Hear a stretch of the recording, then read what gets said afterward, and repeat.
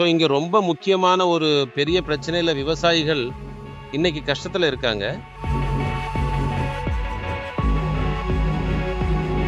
Stem bleeding எல்லாருடைய தோட்டத்திலையும் இது ஒரு மேஜர் இஷ்யூவா இருக்கு.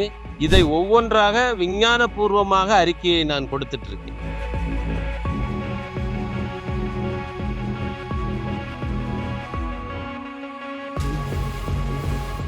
சத்து குறைபாடா இருக்கலாம்னு இயல்பாவே மனசுல பதிஞ்சிருக்கு. ஊட்டச்சத்துங்கிறது 3ல் ஒரு பங்கு தான், இன்னும் 2 வேற இருக்கு.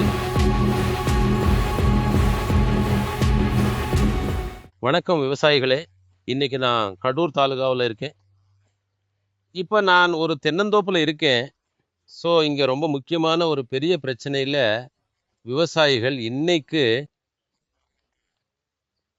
கஷ்டத்துல இருக்காங்க. என்னென்ன ஸ்டெம் ப்ளீடிங். ஸோ இந்த மாதிரி எல்லாருடைய தோட்டத்திலையும் இது ஒரு மேஜர் இஷ்யூவா இருக்கு. விவசாயிகள் கலங்கி போயிருக்காங்க, ஏன்னு தெரியல. அதை இன்னைக்கு நாங்க போதுமான அளவு இங்க கேம்ப் பண்ணி இதை ஒவ்வொன்றாக விஞ்ஞானபூர்வமாக அறிக்கையை நான் கொடுத்துட்டு இருக்கேன். ஸோ இப்போ நம்ம டிஜிட்டல் சாயில் டெஸ்டிங் டிவைஸ்ல இருந்து மண் பரிசோதனை நாங்கள் ஸ்டார்ட் பண்றோம். ஸோ இதனால நாங்க இதை மண்ணுக்கு இந்த மாதிரி போடுறோம்.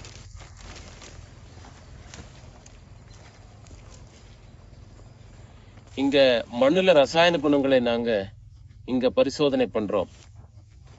மண்ணோட ரசாயன குணங்கள் கம்ப்ளீட் டேட்டா வரும். இதை பத்தி விஞ்ஞானபூர்வ அறிக்கையை சொல்ல ஆசைப்படுறேன். என்னன்னா, நமக்கு தெரிஞ்ச விஷயம் அல்லது நம்ம விவசாயிகளுக்கு தெரிஞ்ச விஷயம், எந்த பிரச்சனை வந்தாலும் சத்து குறைபாடா இருக்கலாம்னு இயல்பாவே மனசுல பதிஞ்சிருக்கு. ஆனா நான் ஒண்ணு சொல்றேன் கேளுங்க. ஊட்டச்சத்துங்கிறது 3ல் ஒரு பங்கு தான், இன்னும் 2 வேற இருக்கு. என்னன்னா, ஊட்டச்சத்துக்கள்ங்கிறது மண்ணோட ரசாயன குணத்தை சம்பந்தப்பட்டது. ஸோ அதை மட்டும் இன்னைக்கு நாங்க கான்சென்ட்ரேட் பண்றோம். அதை மட்டுமே செஞ்சு இன்னைக்கு இந்த பிரச்சனைகளை நாங்க ஃபேஸ் பண்றோம். இது ஏன் வந்திருக்குங்கிறத விஞ்ஞானபூர்வமா நாங்க மண் பரிசோதனை செஞ்சப்ப அந்த ஒரு ஊட்டச்சத்துக்களோட ரிப்போர்ட்டை நான் உங்களுக்கு சொல்றேன். பாருங்க, NPK முக்கிய சத்துக்கள் வேணும். இங்கு நைட்ரஜனை பொறுத்த வரைக்கும் ஒரு ஏக்கரில் 162 கிலோகிராம் அளவுக்கு உள்ளது. ஆனா தென்னந்தோட்டத்துக்கு ஒரு 20 கிலோகிராம் நைட்ரஜன் இருந்தா போதும். அதாவது 20 கிலோகிராம் அப்படின்னா இன்னும் 142 கிலோகிராம் அதிகமா இருக்குன்னு சொல்ல வர்றேன். அதே மாதிரி பாஸ்பரஸ் சுமார் 62.20 கிலோகிராம் அளவுக்கு ஒரு ஏக்கர்ல இருக்கு. ஆனா இங்க தேவைப்படுறது வெறும் 15 கிலோகிராம் தான். அது கொஞ்சம் அதிகமா இருக்கு. ஸோ பொட்டாசியம் 163 கிலோகிராம் இருக்கு, 50 கிலோகிராம் தான் தேவை. அது ரொம்ப அதிகமா இருக்கு. என்ன சொல்வீங்க? ஓ சூப்பர், இல்ல இவ்வளவு அதிகமா இருந்தா ரொம்ப நல்லது தானே அப்படின்னு நீங்க நினைப்பீங்க. நோ. பொட்டாஷ் மற்றும் பாஸ்பரஸ் மண்ணில் மிகவும் அதிகமாக இருந்தால் நுண்ணூட்டச்சத்துக்கள் எல்லாமே லாக் ஆகி magnesium, zinc, boron, iron, calcium எல்லாமே லாக் ஆகிடும். அப்போ பயிருக்கு அது போய் சேர்றதை தடுத்துடும். இதனால அதோட பிசியாலஜி, அதாவது பிளான்ட் பிசியாலஜி மாதிரி இந்த மாதிரி பிரச்சனைகள் எல்லாம் வர ஆரம்பிக்கும். அதோட சேர்த்து இங்க அந்த ஒரு ரசாயன குணத்தை பத்தி பார்ப்போம். மண்ணோட pH 7.16 இருக்கு. ஜஸ்ட் ஆல்கலைன், ஸ்லைட்லி ஆல்கலைன் இருக்கு, நோ ப்ராப்ளம். பட் ஈசி 2.13 அளவுக்கு இருக்கு. இது கொஞ்சம் அதிகமா தான் இருக்கு.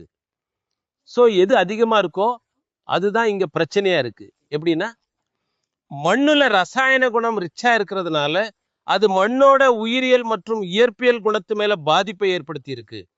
மண்ணோட உயிரியல் குணம் அப்படின்னு சொன்னா, மண்ணுல கோடிக்கணக்கான உயிரினங்கள் இருக்கணும், அதாவது நுண்ணுயிரிகள் இருக்கணும்.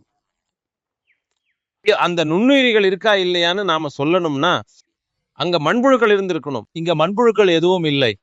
அந்த மண்புழுக்கள் இல்லாததால மண்ணோட உயிரியல் குணம் சரியில்லை. அதனால மண்ணோட பௌதிக குணமும் சரியில்லை. அது மட்டுமில்லாம மண்ணோட இரசாயன குணத்தையும் சமநிலைப்படுத்துவதற்கு இங்கே அந்த உயிரியல் பண்பு இல்லாததுதான் மிக முக்கிய காரணமாக இருக்கிறது. பாருங்கள், எப்போது பௌதிக் பண்பால் மண்ணில் காற்று ஓடவில்லையோ வேர்களுக்கு காற்று கிடைக்காமல் ஏர்டைட் ஆகிவிட்டது. அந்த மாதிரி ஏர்டைட் ஆன போது வெள்ளை வேர்களின் வளர்ச்சி ஏற்படவில்லை. எப்போ வெள்ளை வேர்களின் வளர்ச்சி ஏற்படலையோ அப்போ தேவையான ஊட்டச்சத்துக்களை எடுக்க முடியாமல் ஊட்டச்சத்துக்கள் குறைபாட்டை அனுபவிப்பதால் செடி கொஞ்சம் கொஞ்சமாக வீக் ஆக ஆக இந்த ஸ்டெம் ப்ளீடிங் என்கிற பிரச்சனை, மண்ணில் இருக்கிற நோய் கிருமிகளின் எண்ணிக்கை அதிகமாகி அங்கிருந்து தான் இந்த ஸ்டெம் ப்ளீடிங் என்பது ஏற்பட்டிருக்கிறது. ஸோ நீங்க யோசிக்கணும், வெறும் ஊட்டச்சத்துக்களை கொடுப்பதால் மட்டும் இது விவசாயத்திற்கு முழுமை என்று சொல்ல முடியுமா? இல்லை. அப்படி ஆகும்னு நினைச்சதால தான் இந்த பிரச்சனை வந்திருக்கு. ஸோ இங்க மண்ணோட உயிரியல் மற்றும் மண்ணோட பௌதிக் குணம் இது மண்ணில் இருக்கணும். நாம புரிஞ்சுக்கிட்டா அப்போ ஸ்டோரி கம்ப்ளீட் ஆயிடும். அதாவது அந்த ஒரு மண்ணுல அந்த ஃபுட் வெப் டெவலப் ஆக இந்த பிரச்சனைகள் எல்லாம் குறையும். ஸோ அதனால இன்னைக்கு நாட்டுல சாயில் ஃபுட் வெப்ப 15 to 30 நாட்களுக்குள்ள என்ரிச் செய்து, அதாவது மண்புழுக்களை உருவாக்கி இந்த மண்ணின் 3 பண்புகளையும் சரி செய்கிற வேலையை இன்று எங்கள் நிறுவனமான மைக்ரோபி அக்ரோடெக் பிரைவேட் லிமிடெட் செய்கிறது. டாக்டர் சாயில் உயிரியல் இடுபொருட்களை கொடுப்பதன் மூலமாக இந்த பிரச்சனையை முழுமையாக நிறுத்தி இருக்கக்கூடிய ஆயிரக்கணக்கான உதாரணங்கள் எங்ககிட்ட இருக்கு. அதனால எல்லா விவசாயிகளும் தயவு செஞ்சு பல வருஷம் இருக்க வேண்டிய மரத்தை இப்படி தொந்தரவு செய்யாதீங்க.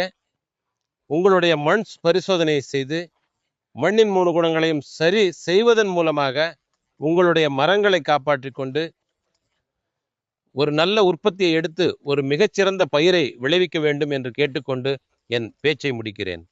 நன்றி.